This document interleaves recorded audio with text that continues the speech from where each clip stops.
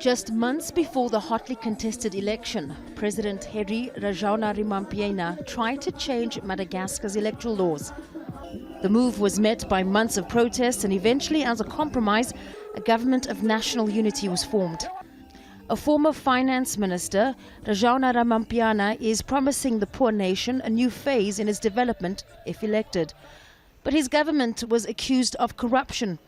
Transparency International has accused him of being involved in the trafficking of endangered rosewood. In accordance with constitutional requirements, he's since stepped down as president in order to stand for re-election. J'étais jamais impliqué dans une histoire de bois de rose. I was never involved in the rosewood story. You think if I was involved, we wouldn't have hesitated to send the president to court, but I tell you, I was even the person who was fighting this rosewood trade.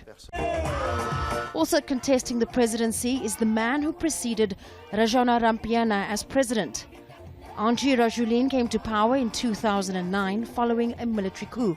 Young and known for his charisma, the former DJ is popular, attracting big numbers to his campaign rallies.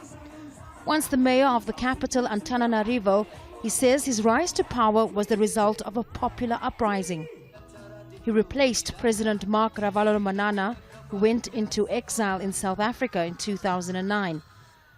RAVALOMANANA has since returned to the capital, where he enjoys huge support to fight for the top office. If it is fair and free, and fair to lose it, no problem. But if it is not fair, if there is some rig on this one, no, I don't.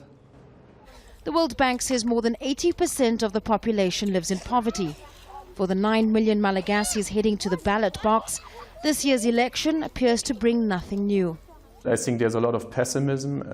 We have at the same time something that I would call the election of the century in Madagascar, because we have 4 former presidents running, we have 3 former prime ministers running, so basically the whole political class is represented in this election. But at the same time, what you realize is this is also a battle of the past.